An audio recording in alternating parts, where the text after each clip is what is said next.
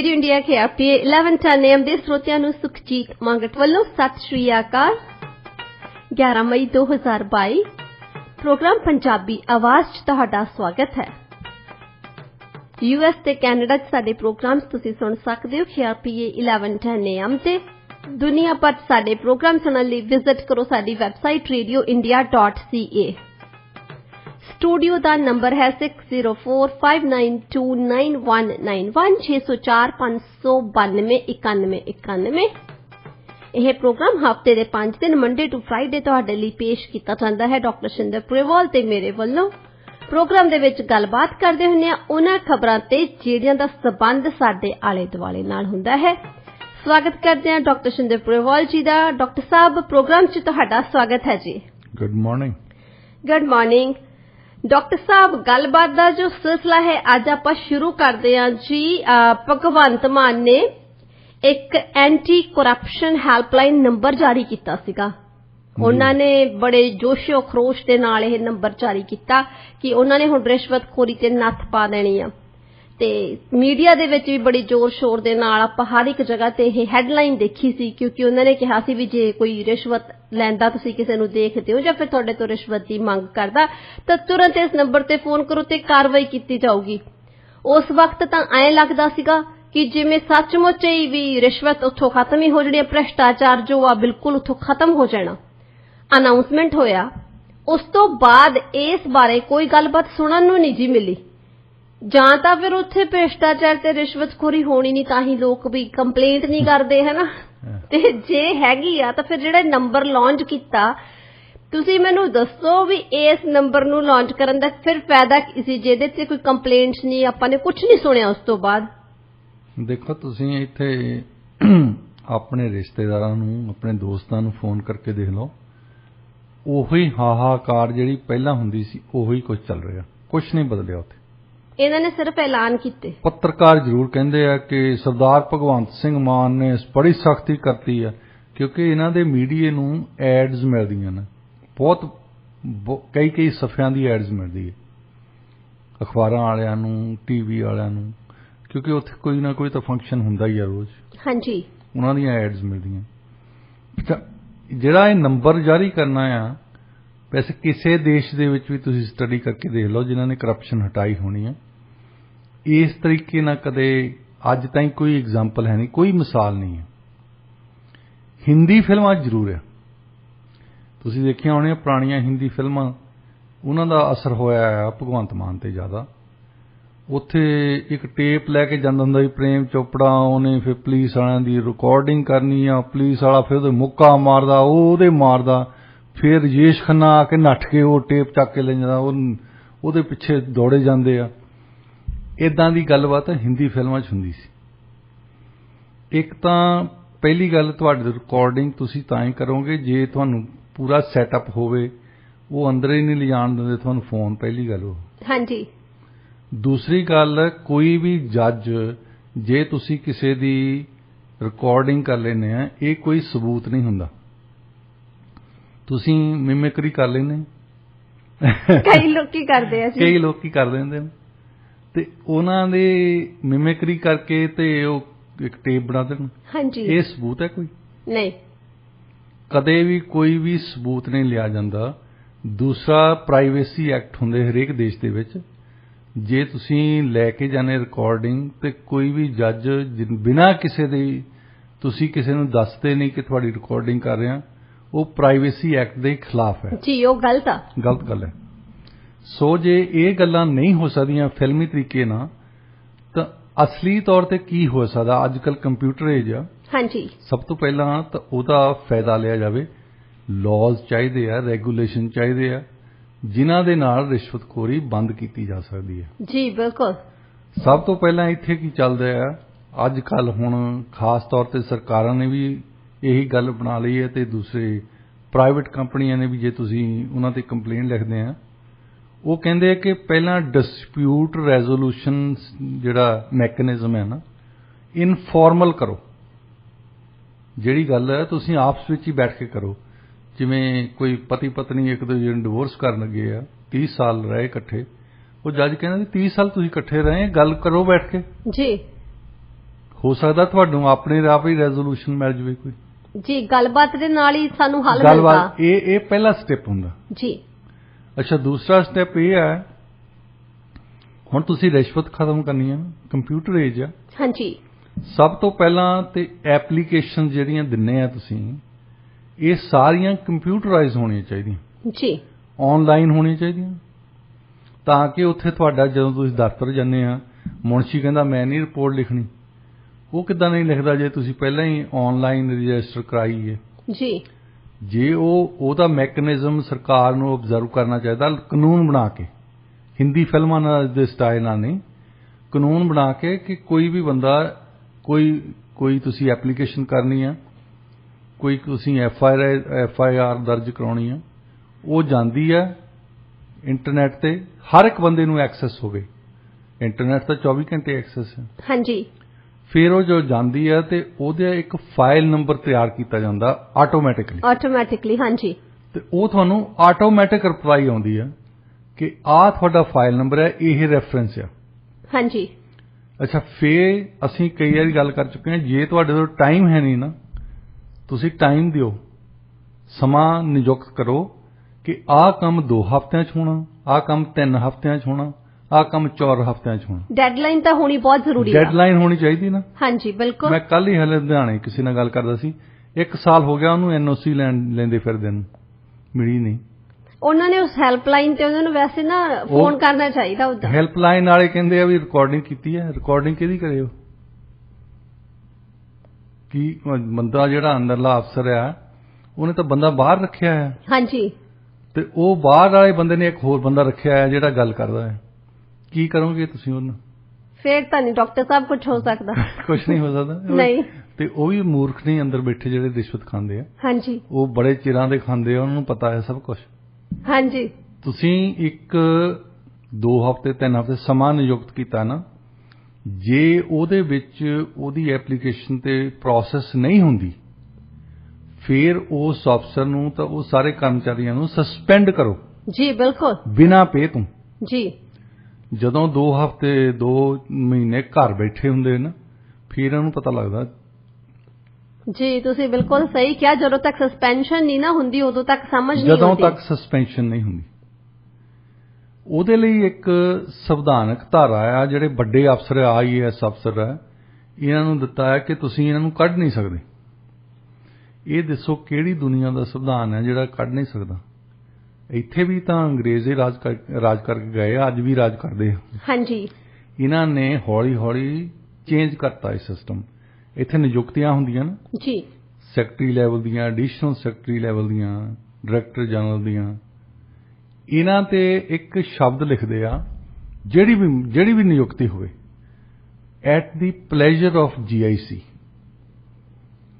ਤੁਹਾਨੂੰ 3 ਸਾਲ ਦੀ ਨਿਯੁਕਤੀ ਦਿੱਤੀ ਆ, 5 ਸਾਲ ਦੀ ਨਿਯੁਕਤੀ ਦਿੱਤੀ ਆ ਜੀ, ਉਹਨਾਂ ਨੇ ਵਿੱਚ ਲਿਖਿਆ ਹੁੰਦਾ ਕਿ ਜਿੰਨਾ, ਇਹਦਾ ਮਤਲਬ ਇਹ ਨਹੀਂ ਵੀ ਕੀੜੇ ਬਣ ਕੇ ਬੈਠ ਜਾਓ ਉੱਥੇ। ਹਾਂਜੀ।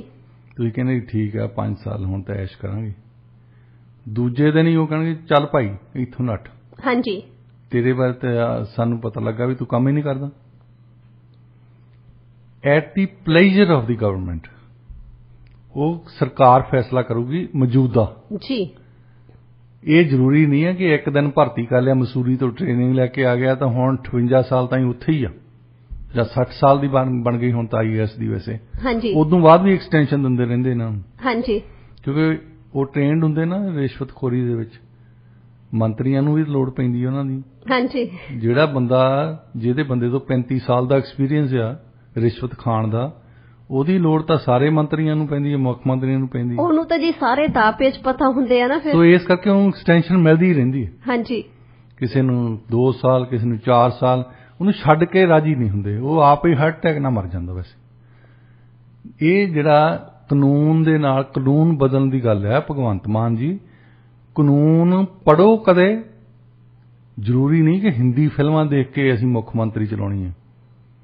ਮੁੱਖ ਮੰਤਰੀ ਬਣਨ ਲਈ ਪੜ੍ਹਨ ਦੀ ਲੋੜ ਹੈ, ਜਿਹੜੀ ਤੁਹਾਨੂੰ ਆਦਤ ਨਹੀਂ ਹੈ।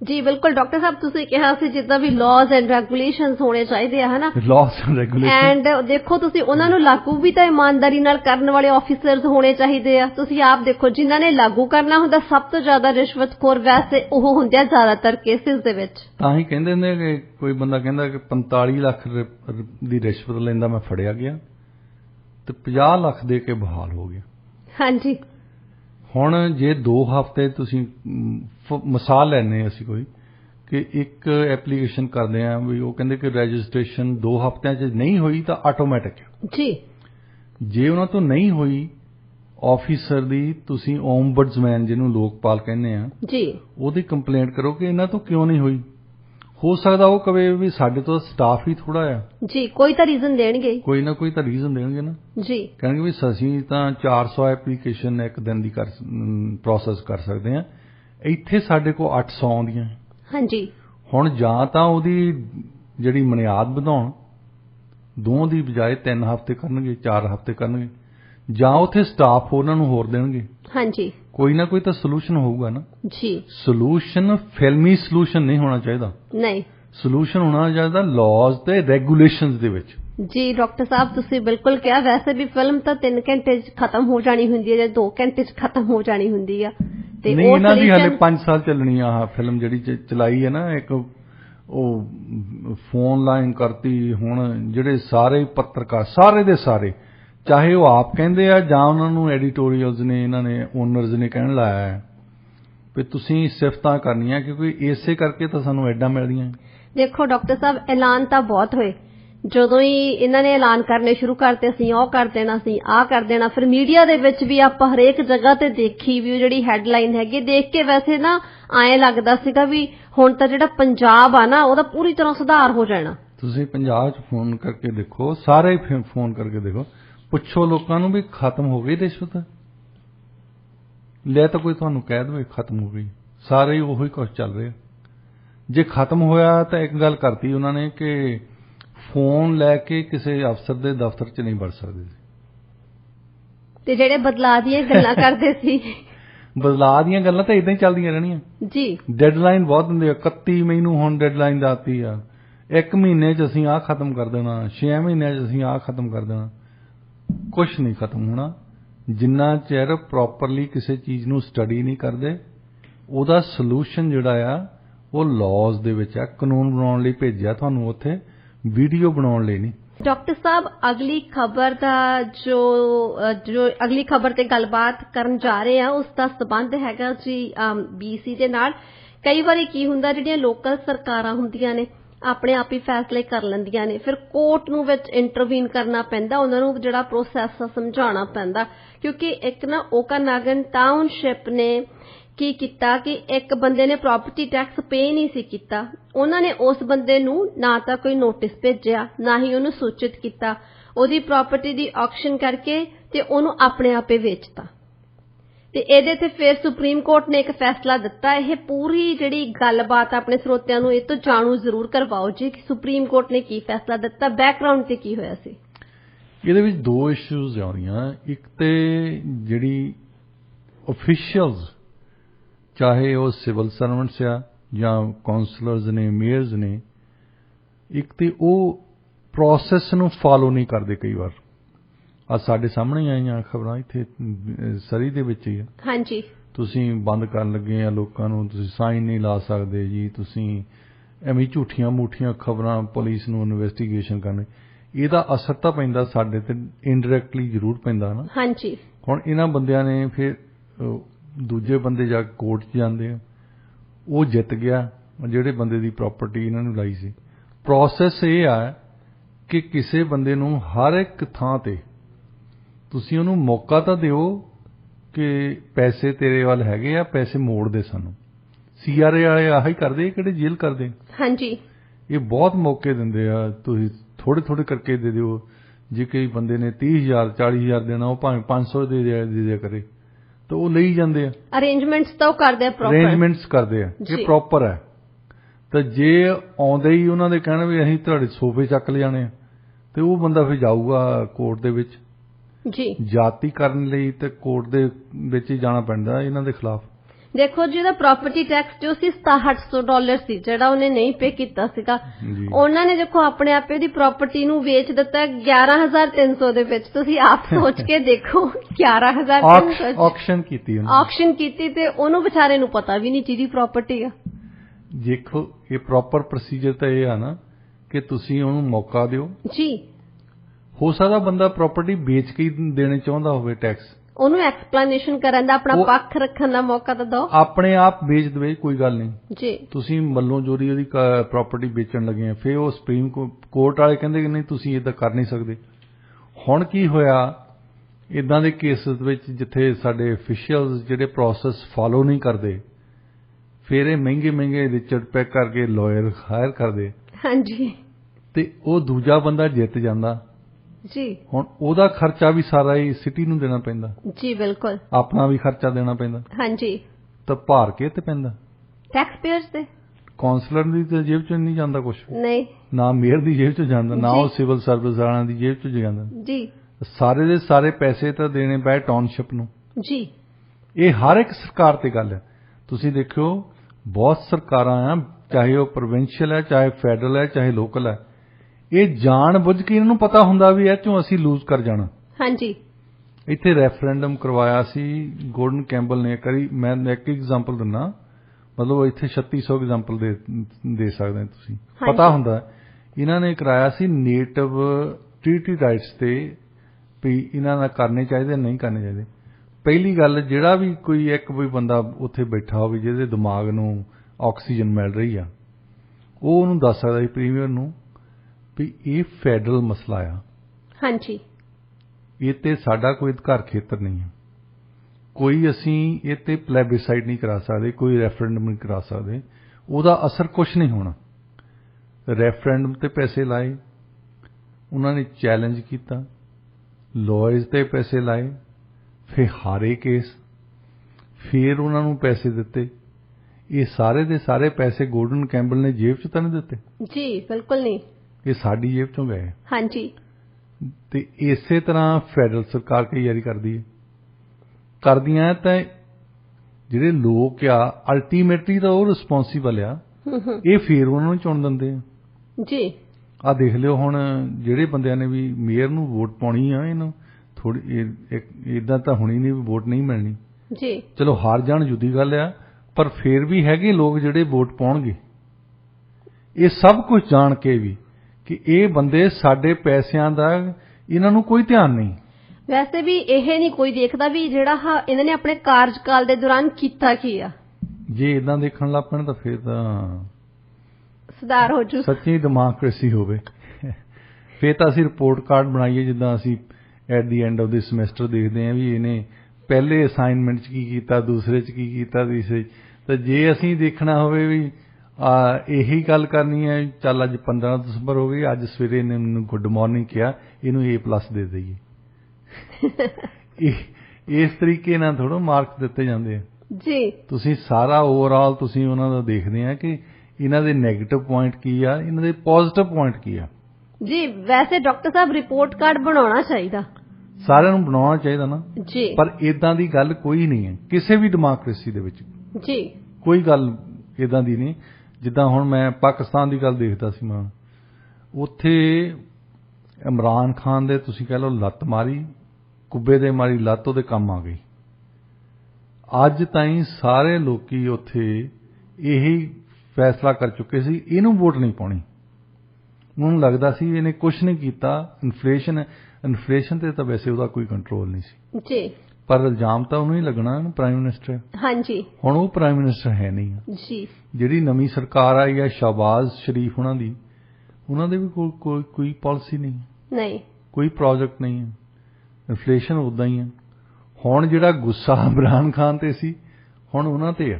ਹਾਂਜੀ। ਹੁਣ ਅਗਲੀਆਂ ਇਲੈਕਸ਼ਨ ਜਿਹੜੀਆਂ ਹੋਣੀਆਂ ਆ, ਲੋਕਾਂ ਨੇ ਵੋਟ ਉਸ ਸਰਕਾਰ ਦੇ ਖਿਲਾਫ ਪਾਉਣੀ ਹੈ ਜਿਹੜੀ ਬੈਠੀ ਹੈ ਇਸ ਵੇਲੇ ਇਸਲਾਮਾਬਾਦ ਦੇ ਵਿੱਚ। ਹਾਂਜੀ। ਸੋ ਇੱਕ ਕਿਸਮ ਦੇ ਨਾਲ ਇਮਰਾਨ ਖਾਨ ਨੂੰ ਵੈਸੇ ਖੁਦਾ ਦਾ ਸ਼ੁਕਰੀਆ ਕਰਨਾ ਚਾਹੀਦਾ ਕਿ ਉਹਨੂੰ ਲਾਤਾ। ਹਾਂਜੀ। ਲਾਏ ਤੇ ਉਹਦੇ ਕੰਮ ਆ ਗਿਆ ਵੈਸੇ ਜੀ। ਹੁਣ ਉਹ ਹੀ ਕਹਿ ਸਕਦਾ ਦੇਖ ਲਓ ਇਹ ਕੀ ਕਰਦੇ ਆ, ਮੈਨੂੰ ਉਤਾਰਨ ਲਈ ਕਾਹਲੇ ਸੀ। ਹੁਣ ਆਪ ਕੀ ਕਰ ਲਿਆ ਇਹਨਾਂ ਨੇ? ਹਾਂਜੀ ਕੁਛ ਨਹੀਂ ਕਰ ਸਕਦੇ ਉਹ। ਜੀ ਬਿਲਕੁਲ। ਤੇ ਜਿਵੇਂ ਜਿਵੇਂ ਜਿਵੇਂ ਸਮਾਂ ਪਈ ਜਾਂਦਾ ਉਸੇ ਤਰ੍ਹਾਂ ਲੋਕਾਂ ਦਾ ਜਿਹੜਾ ਗੁੱਸਾ ਉਹਨਾਂ ਦੇ ਖਿਲਾਫ, ਗੁੱਸਾ ਕਿਹਦੇ ਖਿਲਾਫ ਆ? ਲੋਕੀ ਉਹਦੇ ਹੱਕ, ਉਹਦੇ ਖਿਲਾਫ ਵੋਟ ਪਾਉਂਦੇ ਆ। ਹਾਂਜੀ ਕਿਸੇ ਦੇ ਹੱਕ 'ਚ ਕਦੇ ਨਹੀਂ ਵੋਟ ਪਾਉਂਦਾ ਕੋਈ। ਜੀ ਬਿਲਕੁਲ। ਇਹ ਤਾਂ ਦਿਮਾਗ ਦੇ ਵਿੱਚ ਆ ਜਾਂਦਾ ਵੀ ਮੈਂ ਖਰਿਆ ਕਿੰਨਾ ਪਾਪੂਲਰ ਆ। ਜਦੋਂ ਹਾਰ ਜਾਂਦੇ ਆ ਇਹਨਾਂ ਨਾਲ ਕੋਈ ਹੱਥ ਨਹੀਂ ਮਿਲਾਉਣ ਜਾਂਦਾ। ਜੀ ਡਾਕਟਰ ਸਾਹਿਬ, ਹਰ ਕੋਈ ਚੜ੍ਹਦੇ ਸੂਰਜ ਨੂੰ ਸਲਾਮਾਂ ਕਰਦਾ। ਚੜ੍ਹਦੇ ਸੂਰਜ ਨੂੰ ਤਾਂ ਸਲਾਮਾਂ ਮਾਰਦੇ ਆ। ਕਿਸੇ ਦੇ ਖਿਲਾਫ ਵੋਟ ਪਾਈ ਆ ਤੇ ਇਹ ਜਿੱਤ ਗਿਆ ਹਾਂਜੀ ਬੰਦਾ, ਜੀ ਜੀ, ਦੂਜਾ ਬੰਦਾ ਹਾਰ ਗਿਆ ਜੀ। ਤੇ ਉਹ ਜਿਹੜਾ ਜਿੱਤ ਗਿਆ ਉਹਦੇ ਦਿਮਾਗ ਦੇ ਵਿੱਚ ਆ ਜਾਂਦਾ ਵੀ ਮੈਂ ਤਾਂ ਭਗਵਾਨ ਕ੍ਰਿਸ਼ਨ ਆ। ਹਾਂਜੀ ਭਗਵਾਨ ਕ੍ਰਿਸ਼ਨ ਦਾ ਉਦੋਂ ਪਤਾ ਲੱਗਦਾ ਜਦੋਂ ਹਾਰ ਕੇ ਘਰ ਬੈਠੇ ਵੇ, ਫੇਰ ਕੋਈ ਬੁਲਾਉਂਦਾ ਨਹੀਂ। ਜੀ ਬਿਲਕੁਲ। ਡਾਕਟਰ ਸਾਹਿਬ, ਰੁੱਖ ਕਰਦੇ ਅਗਲੀ ਖਬਰ ਵੱਲ, ਜਿਸ ਦਾ ਸਬੰਧ ਹੈਗਾ ਜੀ ਓਨਟੇਰੀਓ ਦੇ ਨਾਲ। ਓਨਟੇਰੀਓ ਚੋਣਾਂ ਬਾਰੇ ਹੁਣ ਤੱਕ ਸਾਹਮਣੇ ਆਇਆ ਸਾਰੇ ਪੋਲਸ ਜਿੰਨੇ ਵੀ ਉੱਥੇ ਹੋਏ ਹੈਗੇ ਆ ਕਿ ਜਿਹੜੀ ਅਫੋਰਡੇਬਿਲਿਟੀ ਹੈਗੀ ਆ ਇਹ ਮੇਨ ਮੁੱਦਾ। ਹੁਣ 2 ਸਾਲ ਦੀ ਜਿਹੜੀ ਲੰਬੀ ਮਹਾਮਾਰੀ ਤੋਂ ਬਾਅਦ ਵੀ ਹੈਲਥ ਸੈਕਟਰ ਮਸਲਿਆਂ ਨਾਲੋਂ ਵੀ ਜ਼ਿਆਦਾ ਜਿਹੜੀ ਚੀਜ਼ ਓਨਟੇਰੀਓ ਨਿਵਾਸੀਆਂ ਨੂੰ ਪ੍ਰਭਾਵਿਤ ਕਰ ਰਹੀ ਆ ਉਹ ਹੈਗੀ ਹੈ ਰਹਿਣ ਸਹਿਣ ਦੀ ਲਾਗਤ ਵਿੱਚ ਲਗਾਤਾਰ ਹੋ ਰਿਹਾ ਵਾਧਾ।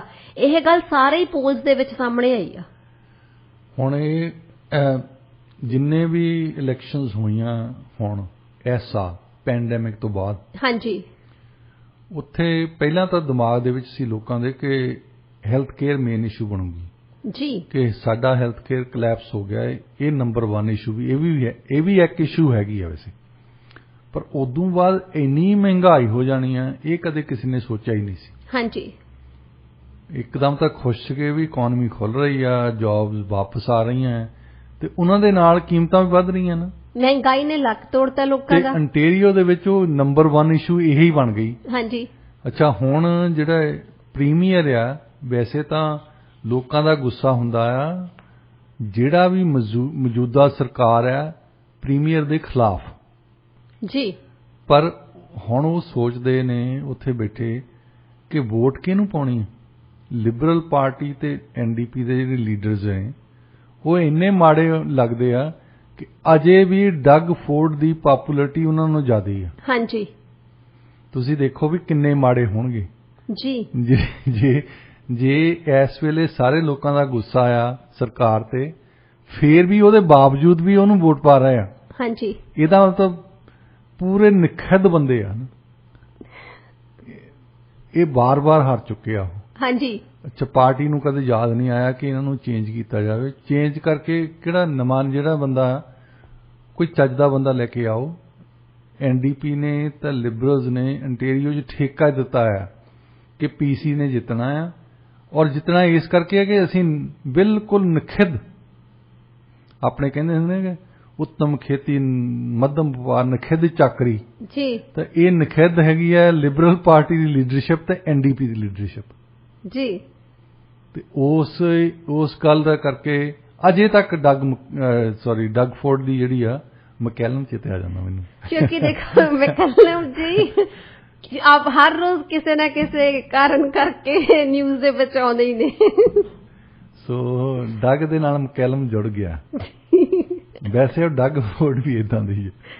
ਤੇ ਇਸ਼ੂ ਬਣੀ ਹੈ ਉਹਨਾਂ ਦੀ ਕਿ ਅਨਪਪੂਲਰ ਹੁੰਦੇ ਹੋਏ ਵੀ ਇੰਨੀਆਂ ਇਸ਼ੂਜ਼ ਜਿਹੜੀਆਂ ਉਹਨਾਂ ਦੇ ਖਿਲਾਫ ਜਾਂਦੀਆਂ ਹੈ। ਹੈਲਥ ਕੇਅਰ ਵੀ ਉਹਨਾਂ ਨੇ ਪ੍ਰੋਪਰਲੀ ਹੈਂਡਲ ਨਹੀਂ ਕੀਤਾ ਜੀ, ਉਹ ਕਿਸੇ ਵੀ ਸਰਕਾਰ ਨੇ ਪ੍ਰੋਪਰਲੀ ਹੈਂਡਲ ਨਹੀਂ ਕੀਤਾ, ਉਹ ਕਲੈਪਸ ਹੀ ਹੋ ਗਿਆ ਸਾਰਾ। ਹਾਂਜੀ, ਬਿਲਕੁਲ। ਅੱਛਾ, ਮਹਿੰਗਾਈ ਤੇ ਉਹਨਾਂ ਦਾ ਕੋਈ ਕੰਟਰੋਲ ਹੈ ਨਹੀਂ, ਤਾਂ ਗੁੱਸਾ ਵੈਸੇ ਉਹਨਾਂ ਦੇ ਖਿਲਾਫ ਨਿਕਲਣਾ ਸੀ।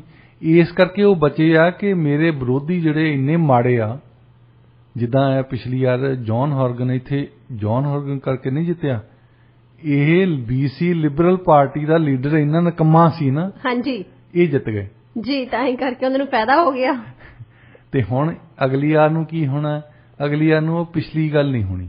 ਹਾਂਜੀ, ਸਿੱਧਾ ਹਿਸਾਬ ਹੈ। ਨੈਸ਼ਨਲ ਸਟੈਟਿਸਟਿਕਸ ਏਜੰਸੀ ਦੀ ਇੱਕ ਰਿਪੋਰਟ ਆਈ ਆ ਤੇ ਉਸ ਰਿਪੋਰਟ ਦੇ ਮੁਤਾਬਿਕ ਜਿਹੜਾ ਕਾਰ ਰੈਂਟਲ ਬਿਜ਼ਨਸ ਆ ਇਹ ਬੁਰੀ ਤਰ੍ਹਾਂ ਦੇ ਨਾਲ ਪ੍ਰਭਾਵਿਤ ਹੋਇਆ। ਪੈਂਡੈਮਿਕ ਤੋਂ ਬਾਅਦ ਹਜ਼ਾਰਾਂ ਹੀ ਨੌਕਰੀਆਂ ਖਤਮ ਹੋ ਚੁੱਕੀਆਂ ਨੇ। ਇੱਕ ਬਹੁਤ ਜ਼ਿਆਦਾ ਸੰਘਰਸ਼ ਦੇ ਦੌਰ ਦੇ ਵਿੱਚੋਂ ਲੰਘ ਰਿਹਾ ਕਿਉਂਕਿ ਮਾਰਕੀਟ ਬਿਲਕੁਲ ਡਾਊਨ ਆ।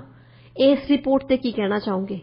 ਦੇਖੋ, ਇਹ ਸਾਡੇ ਤੁਸੀਂ ਕਹ ਲਓ ਕਿ ਸਾਡੀ ਜਨਰੇਸ਼ਨ ਨੇ ਕਈ ਕੁਛ ਹੀ ਦੇਖ ਲਿਆ।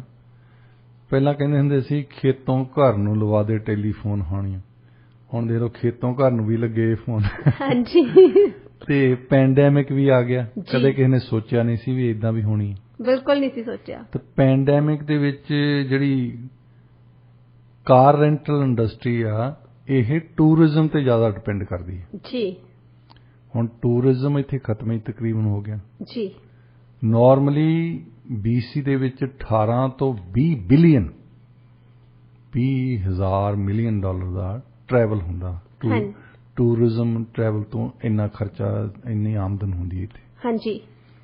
ਤੇ ਉਹਦੇ ਵਿੱਚੋਂ ਤਕਰੀਬਨ ਉਹ ਸਾਰਾ ਸੈਕਟਰ ਇੱਕਦਮ ਬੰਦ ਹੀ ਹੋ ਗਿਆ ਸੀ 2019 ਦੇ ਵਿੱਚ। ਤਾਂ ਫਿਰ ਹੌਲੀ ਹੌਲੀ ਸ਼ੁਰੂ ਹੋਇਆ ਖੁੱਲ੍ਹਣਾ, 50% ਹੋਇਆ, 60% ਹੋਇਆ। ਅਜੇ ਵੀ ਅਸੀਂ 100% ਤੇ ਨਹੀਂ ਆਏ ਜੀ। ਕੁਛ ਇੱਕ ਬੰਦਸ਼ਾਂ ਆਦੇ ਵੀ ਆ। ਹਾਂਜੀ। ਤਾਂ ਉਹਦੇ ਵਿੱਚ ਫਿਰ ਉਹ ਕਾਰ ਰੈਂਟਲ ਇੰਡਸਟਰੀ ਜਿਹੜੀ ਆ ਉਹ ਇੱਕਦਮ ਬੰਦ ਹੋ ਗਈ ਉਹਨਾਂ ਦੀ। ਉਹਨਾਂ ਨੇ ਲੇ ਆਫ ਕੀਤੇ ਲੋਕੀ। ਦੂਸਰੀ ਉਹਨਾਂ ਨੂੰ ਇਹ ਪ੍ਰੋਬਲਮ ਆ ਗਈ ਕਿ ਜਿਹੜੀ ਕਾਰ ਰੈਂਟਲਸ ਆ, ਤੁਸੀਂ ਦੇਖੇ ਹੋਣੇ ਆ, ਕਾਰਜ਼ ਨੂੰ ਉਹਨਾਂ ਨੂੰ ਨਵੀਆਂ ਰੱਖਣੀਆਂ ਪੈਂਦੀਆਂ, ਥੋੜ੍ਹੇ ਚਿਰ ਬਾਅਦ ਵੇਚ ਦਿੰਦੇ, ਉਹ ਆਕਸ਼ਨ ਕਰ ਦਿੰਦੇ ਉਹਨਾਂ ਨੂੰ। ਤੇ ਹੁਣ ਨਵੀਆਂ ਕਾਰਜ਼ ਉਹਨਾਂ ਨੂੰ ਆਉਣੀਆਂ ਉਹਦੇ ਹਿਸਾਬ ਨਾਲ ਮਿਲਦੀਆਂ ਨਹੀਂ, ਕਿਉਂਕਿ ਪਿੱਛੇ ਜਿਹੇ ਸੈਮੀ ਕੰਡਕਟਰਸ ਦੀ ਬੜੀ ਘਾਟ ਆਈ, ਇਸ ਕਰਕੇ ਨਵੀਆਂ ਕਾਰਾਂ ਦੀ ਪ੍ਰੋਡਕਸ਼ਨ ਬਹੁਤ ਜ਼ਿਆਦਾ ਘਟ ਗਈ। ਹਾਂਜੀ। ਇੱਕ ਤਾਂ ਇਹ ਅਸਰ ਪੈ ਗਿਆ ਜੀ। ਦੂਸਰਾ ਇੱਕ ਲੋਕੀ ਜਿਹੜੇ ਆ ਉਹ ਜਨਰੇਸ਼ਨ ਵੀ ਚੇਂਜ ਹੋਈ ਆ, ਹੁਣ ਇਲੈਕਟ੍ਰਿਕ ਕਾਰਾਂ ਦੇ ਮਗਰ ਜ਼ਿਆਦਾ ਜੀ ਰੁਝਾਨ ਆ। ਹਾਂਜੀ। ਤੇ ਇਸ ਕਰਕੇ ਹਰੇਕ ਇੱਕ ਕੰਪਨੀ ਹੁਣ ਖੁੱਲੀ ਆ, ਉਹਨਾਂ ਨੇ ਟੈਸਲਾ ਦੀਆਂ ਕਾਰਸ ਖਰੀਦੀਆਂ ਜੀ, ਇਲੈਕਟ੍ਰਿਕ ਕਾਰ ਖਰੀਦੀਆਂ। ਤੇ ਜਿਹੜੇ ਇਹ ਉਹ ਜਨਰੇਸ਼ਨ ਹੈ ਜਿਹੜੀ ਮਨ ਦੇ ਵਿੱਚ ਸੋਚਦੇ ਵੀ ਅਸੀਂ ਵਾਤਾਵਰਨ ਨੂੰ ਕੁਝ ਕੰਟਰੀਬਿਊਟ ਕਰ ਰਹੇ ਹਾਂ, ਅਸੀਂ ਕਮ ਸੇ ਕਮ ਖਰਾਬ ਨਹੀਂ ਕਰ ਰਹੇ ਜੀ। ਵੈਸੇ ਵੀ ਡਾਕਟਰ ਸਾਹਿਬ ਗੈਸ ਪ੍ਰਾਈਸਿਸ ਕਰਕੇ ਵੀ ਇੱਕ ਇਹ ਵੀ ਹੈਗਾ ਪੁਆਇੰਟ ਕਿ ਲੋਕ ਸੋਚਦੇ ਕਿ ਇਲੈਕਟ੍ਰਿਕ ਤੇ ਜਾਣਾ ਚਾਹੀਦਾ ਹੁਣ ਜੀ। ਕਾਰਾਂ ਸਾਰੇ ਇਲੈਕਟ੍ਰਿਕ ਬਾਏ ਕਰਦੇ, ਜਿਹੜੇ ਨਵੀਂ ਕਾਰ ਬਾਏ ਕਰਨ ਦਾ ਸੋਚਦੇ, ਇਹ ਰੁਝਾਨ ਤੁਰਿਆ ਹੈ। ਹਾਂਜੀ ਬਿਲਕੁਲ। ਅੱਛਾ, ਫਿਰ ਜਿੱਦਾਂ ਪਹਿਲਾਂ B&B ਇੰਡਸਟਰੀ ਨਹੀਂ ਆਈ ਸੀ ਇੱਥੇ, ਜਿਹੜੀ ਹੋਟਲਾਂ ਨੂੰ ਜਿਨ੍ਹਾਂ ਨੇ ਕਾਫੀ ਘਾਟੇ 'ਚ ਪਾਇਆ। ਹਾਂਜੀ ਹਾਂਜੀ। ਬ੍ਰੈਡ ਐਂਡ ਬ੍ਰੈਕਫਾਸਟ ਲੋਕਾਂ ਨੇ ਘਰਾਂ ਦੇ ਵਿੱਚ, ਆਮ ਘਰਾਂ ਦੇ ਵਿੱਚ 1 ਬੈਡਰੂਮ 2 ਬੈਡਰੂਮ, ਜਿੱਥੇ ਕਿ ਸਟ੍ਰੇਂਜਰਸ ਆਉਂਦੇ ਆ, ਉਹਨਾਂ ਨੇ ਮੈਕੈਨਿਜ਼ਮ ਕਰ ਲਿਆ ਕਿ ਅਸੀਂ ਇੱਕ ਸੈਂਟਰਲ ਏਜੰਸੀ ਬਣਾਈ ਹੈ ਜਿੱਥੇ ਉਹਨਾਂ ਦੀ ਵੀਜ਼ਾ ਪ੍ਰੋਸੈਸਿੰਗ ਕਰਦੇ ਆ, ਸਭ ਕੁਝ ਕਰਦੇ ਆ, ਤੁਹਾਨੂੰ ਉਹਦੇ ਥੋੜ੍ਹੇ ਜਿਹੇ ਪਰਸੈਂਟੇਜ ਦੇਣੀ ਪੈਂਦੀ ਹੈ। ਹਾਂਜੀ। ਪਰ ਜਿਹੜੇ ਤੁਸੀਂ ਹੋਟਲਾਂ ਦੇ ਵਿੱਚ 200 250 300 ਡਾਲਰ ਦਿੰਦੇ ਸੀ, ਤੇ ਉਹ ਕੋਈ 75 80 ਡਾਲਰ ਨੂੰ ਤੁਹਾਨੂੰ ਕਿਸੇ ਦੇ ਘਰ ਦੇ ਵਿੱਚ, ਉਹ ਵੀ ਬ੍ਰੇਕਫਾਸਟ ਵੀ ਦਿੰਦੇ ਨਾਲ। ਹਾਂਜੀ। ਕਾਫੀ ਪ੍ਰਭਾਵਿਤ ਕੀਤਾ ਸੀ ਹੋਟਲ ਇੰਡਸਟਰੀ ਨੂੰ ਇਸ ਚੀਜ਼ ਨੇ। B&B 'ਚ ਹੁਣ ਯੂਥ ਤਾਂ ਬਹੁਤ ਜਾਂਦੇ ਆ। ਹਾਂਜੀ। ਤੁਸੀਂ ਦੇਖੋ, ਇਹ ਕਦੇ ਹੋਟਲ ਬੁੱਕ ਨਹੀਂ ਕਰਾਉਂਦੇ, ਪਹਿਲਾਂ B&B ਦੇਖਦੇ, ਇਹ ਪ੍ਰੈਫਰ ਉਹੀ ਕਰਦੇ ਆ। ਇਹ B&B ਦੇ ਜਿਹੜਾ ਬਿਜ਼ਨਸ ਹੈ ਨਾ, ਉਸੇ ਤਰ੍ਹਾਂ ਦਾ ਬਿਜ਼ਨਸ ਇਹ ਸਾਡੇ ਕਾਰ ਰੈਂਟਲ ਇੰਡਸਟਰੀ ਦੇ ਵਿੱਚ ਹੋਣ ਲੱਗਾ। ਹਾਂਜੀ। ਹੁਣ ਨਾਰਮਲੀ ਸਾਡੇ ਕੈਨੇਡਾ ਦੇ ਵਿੱਚ ਕੋਈ 23 ਮਿਲੀਅਨ ਕਾਰਾਂ ਆ ਲੋਕਾਂ ਤੋਂ। ਹਾਂਜੀ। ਤੇ ਅਸੀਂ ਕਾਰ ਐਵਰੇਜ 95% ਆਫ ਦੀ ਟਾਈਮ ਖੜੀ ਰਹਿੰਦੀ ਹੈ। ਹਾਂਜੀ। ਕਿਤੇ ਨਹੀਂ ਜਾਂਦੀ। ਹੁਣ ਸਾਡੀਆਂ ਕਾਰਾਂ ਥੱਲੇ ਖੜੀਆਂ, ਉਹ ਭਾਵੇਂ ਤੁਰ ਫਿਰ ਕੇ ਆਉਣ ਕਿਤੇ, ਪਰ ਬੈਠੀਆਂ ਇੱਕ ਥਾਂ ਤੇ ਖੜੀਆਂ। ਹਾਂਜੀ। ਤੁਸੀਂ ਜਾਂਦੇ ਆ 8 ਘੰਟੇ ਕੰਮ ਕਰਦੇ ਆ, 15 ਮਿੰਟ ਆਉਣ ਨੂੰ ਲੱਗਦੇ, 15 ਮਿੰਟ ਜਾਣ ਨੂੰ ਲੱਗਦੇ। ਹਾਂਜੀ। ਅੱਧਾ ਘੰਟਾ ਤੁਸੀਂ ਕਾਰ ਚਲਾਉਂਦੇ ਆ, ਬਾਕੀ ਤਾਂ 23.5 ਘੰਟੇ ਖੜੀ ਰਹਿੰਦੀ ਉੱਥੇ ਜੀ। ਹੁਣ ਲੋਕਾਂ ਨੂੰ ਉਹਨਾਂ ਨੇ ਪਾਤਾ ਇੱਕ ਇੰਟਰਸਟ, ਕਈ ਕੰਪਨੀਆਂ ਖੁੱਲ ਰਹੀਆਂ ਕਿ ਤੁਸੀਂ ਸਾਨੂੰ ਆਪਣੀ ਕਾਰ ਦਿਓ, ਤੁਹਾਡੀ ਕਾਰ ਦੇ ਤੁਸੀਂ ਪੈਸੇ ਅਰਨ ਕਰੋ ਜੀ। ਹੁਣ ਲੋਕੀ ਦੇਖਦੇ ਕਿ ਇਹਦੇ ਵਿੱਚੋਂ ਅਸੀਂ 800-900 ਡਾਲਰ 1000 ਡਾਲਰ ਬਣਾ ਸਕਦੇ ਹਾਂ। ਹਾਂਜੀ। ਤੇ ਇਹ ਇੱਕ ਤੁਸੀਂ ਨਵਾਂ ਟ੍ਰੈਂਡ ਦੇਖੋਗੇ ਜੀ। ਇਹਦੇ ਵਿੱਚ ਇੱਕ ਸਸਤੀਆਂ ਕਾਰਾਂ ਮਿਲਦੀਆਂ ਹੈ, ਤੇ ਦੂਸਰਾ ਉਹ ਕਾਰਾਂ ਮਿਲਦੀਆਂ ਤਰ੍ਹਾਂ ਦੀਆਂ, ਤੁਹਾਨੂੰ ਹਰ ਤਰ੍ਹਾਂ ਦੀਆਂ ਮਿਲਦੀਆਂ। ਤਾਂ ਲੋਕਾਂ ਦੇ ਵਿੱਚ ਇਹ ਰੁਝਾਨ ਬਣੇ, B&B ਵਾਲਾ ਰੁਝਾਨ ਬਣੀ ਜਾਂਦਾ। ਹਾਂਜੀ। ਸੋ ਇਕਨੋਮੀ ਦੇ ਵਿੱਚ ਪੈਂਡੇਮਿਕ ਦਾ ਅਸਰ ਸਿਰਫ ਸਿਹਤ ਵਿਗਿਆਨ ਤੇ ਹੀ ਨਹੀਂ ਪੈਣਾ, ਪੈਂਡੇਮਿਕ ਦਾ ਅਸਰ ਹਰ ਇੱਕ ਚੀਜ਼ ਤੇ ਹੀ ਪੈਂਦਾ। ਹਾਂਜੀ ਬਿਲਕੁਲ ਡਾਕਟਰ ਸਾਹਿਬ, ਤੁਸੀਂ ਸਹੀ ਕਿਹਾ। ਡਾਕਟਰ ਸਾਹਿਬ, ਹੁਣ ਰੁਖ ਕਰਦੇ ਹਾਂ ਜੀ ਅਗਲੀ ਖਬਰ ਵੱਲ।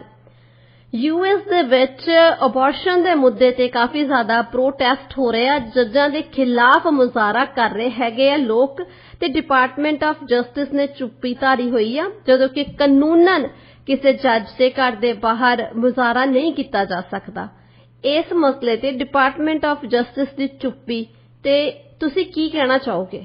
ਦੇਖੋ, ਜਿਹੜੀ ਪਾਰਟੀ ਇਨ ਪਾਵਰ ਹੈ, ਜੋ ਬਾਈਡਨ ਹੋਣੀ, ਉਹਨਾਂ ਦੀ ਕੈਬਨਿਟ ਹੈ, ਉਹਨਾਂ ਦੀ ਜ਼ਿੰਮੇਵਾਰੀ ਹੈ ਕਿ ਜਿਹੜੇ ਕਾਨੂੰਨ ਹੈ ਉੱਥੇ ਦੇ, ਚਾਹੇ ਉਹ ਉਹਨਾਂ ਨਾਲ ਸਹਿਮਤ ਹੋਣ ਜਾਂ ਨਾ ਸਹਿਮਤ ਹੋਣ, ਉਹਨੂੰ ਲਾਗੂ ਕਰਨ। ਜੀ, ਕਾਨੂੰਨ ਦੀ ਪਾਲਣਾ ਹੋਣੀ ਚਾਹੀਦੀ ਹੈ। ਕਾਨੂੰਨ ਦੀ ਪਾਲਣਾ ਹੋਣੀ ਚਾਹੀਦੀ ਹੈ। ਕਿਸੇ ਪਾਰਟੀ ਨੇ ਕਿਹਨੇ ਬਣਾਇਆ ਕਿ ਨਹੀਂ ਬਣਾਇਆ, ਇਹ ਜੁਦੀ ਗੱਲ ਹੈ। ਹਾਂਜੀ, ਉਹਦੇ ਵਿੱਚ ਕਾਨੂੰਨ ਦੇ ਵਿੱਚ ਇਹ ਹੈ ਕਿ ਹੁਣ ਤੁਸੀਂ ਜੁਡੀਸ਼ਰੀ ਨੂੰ ਇੱਕ ਇੰਡੀਪੈਂਡੈਂਟ, ਅਸੀਂ ਕਹਿੰਦੇ ਜੁਡੀਸ਼ਰੀ ਜਿਹੜੀ ਹੈ ਆਜ਼ਾਦ ਹੈ, ਜਿਹੜੀ ਐਗਜ਼ੈਕਟਿਵ ਤੋਂ ਵੀ ਆਜ਼ਾਦ ਹੈ, ਲਾਅ ਮੇਕਿੰਗ ਪਾਵਰ ਤੋਂ ਵੀ ਆਜ਼ਾਦ ਹੈ। ਉਹ ਲਾਅ ਬਣਾਉਂਦੇ ਨਹੀਂ, ਲਾਅ ਸਿਰਫ ਐਡਜੂਡੀਕੇਟ ਕਰਦੇ। ਜਿਹੜਾ ਲਾਅ ਬਣਿਆ ਆ ਉਹਨੂੰ ਐਡਜੂਡੀਕੇਟ ਕਰਦੇ ਆ ਜੀ।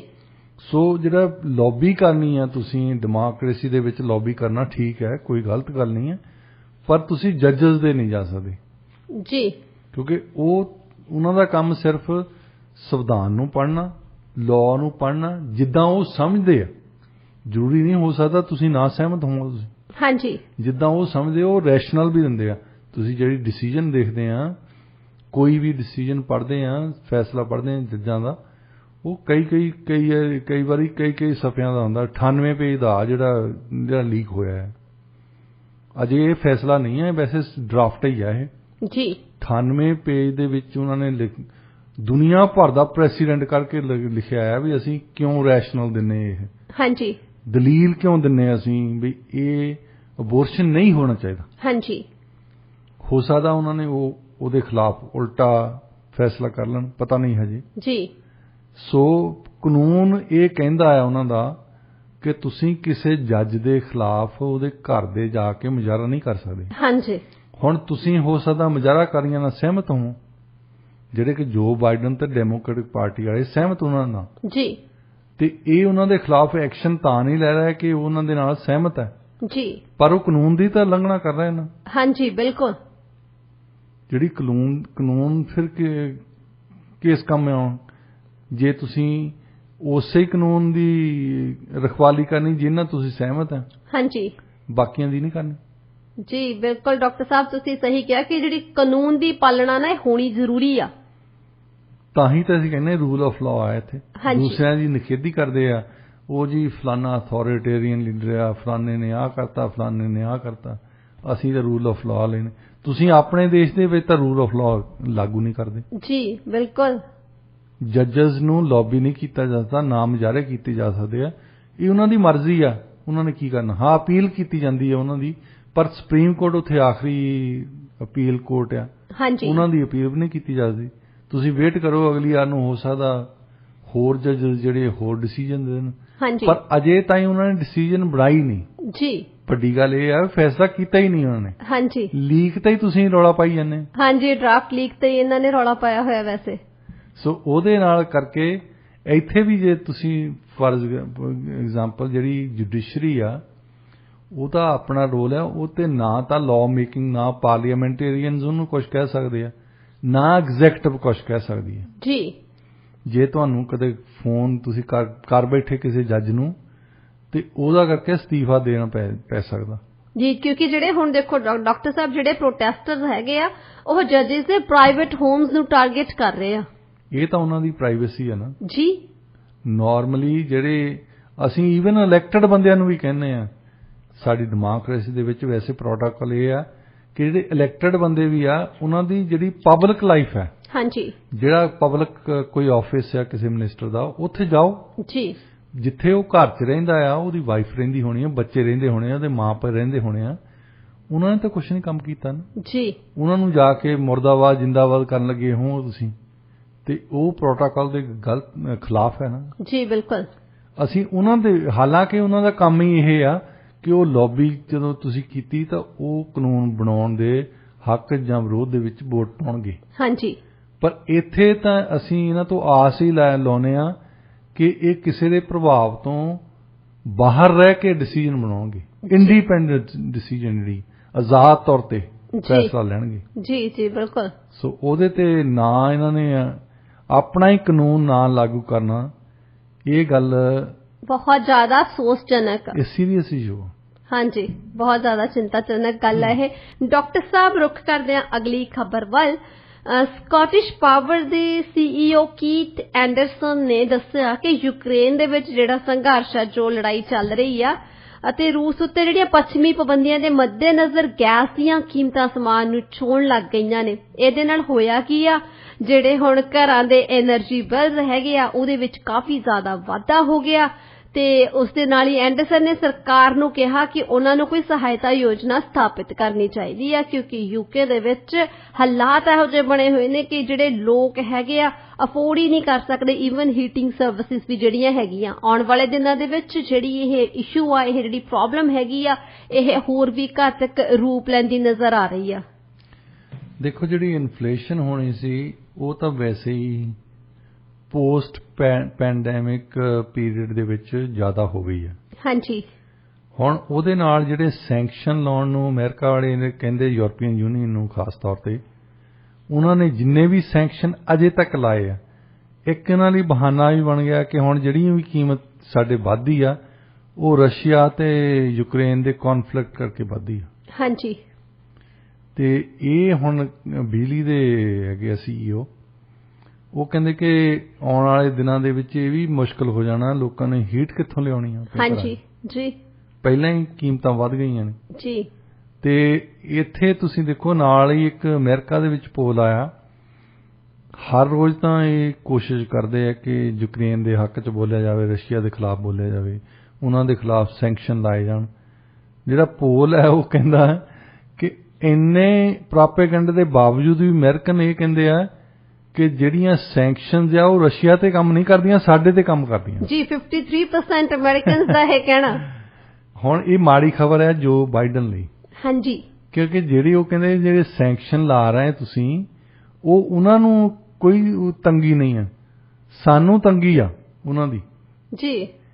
ਇਹ ਜੇ ਇਹ ਸੋਚ ਰਿਹਾ ਕਿ ਉਹ ਕਹਿੰਦੇ ਆ ਕਿ ਜਿੰਨਾ ਉੱਥੇ ਤੁਹਾਡੇ ਸੈਂਕਸ਼ਨ ਦਾ ਕਰਕੇ ਲੜਾਈ ਜਿਹੜੀ ਲੰਮੀ ਪੈ ਰਹੀ ਆ, ਔਰ ਲੜਾਈ ਦੇ ਨਾਲ ਹੀ ਸਾਰੀਆਂ ਕੀਮਤਾਂ, ਹਰ ਇੱਕ ਗੱਲ ਜਿਹੜੀ ਵੈਸੇ ਵੀ ਨੈਚੁਰਲੀ ਵੀ ਵਧਣੀ ਸੀ ਨਾ ਅੱਜ ਕੱਲ, ਹਾਂਜੀ, ਉਹ ਹਰ ਇੱਕ ਗੱਲ ਲੜਾਈ ਨਾਲ ਜੋੜੀ ਜਾਂਦੀ ਹੈ। ਤਾਂ ਹੀ ਕਰਕੇ ਤਾਂ ਬਾਈਡਨ ਸਾਹਿਬ ਦੀ ਅਪਰੂਵਲ ਰੇਟਿੰਗ ਤੁਸੀਂ ਦੇਖ ਲਓ ਕਿ ਜਦੋਂ ਵੀ ਆਪਾਂ ਦੇਖਦੇ ਆ ਰਿਪੋਰਟ ਆਉਂਦੀ ਹੈ ਤਾਂ ਡਾਊਨ ਹੀ ਹੁੰਦੀ ਹੈ, ਲਾਈਕ ਐਵਰੀ ਟਾਈਮ।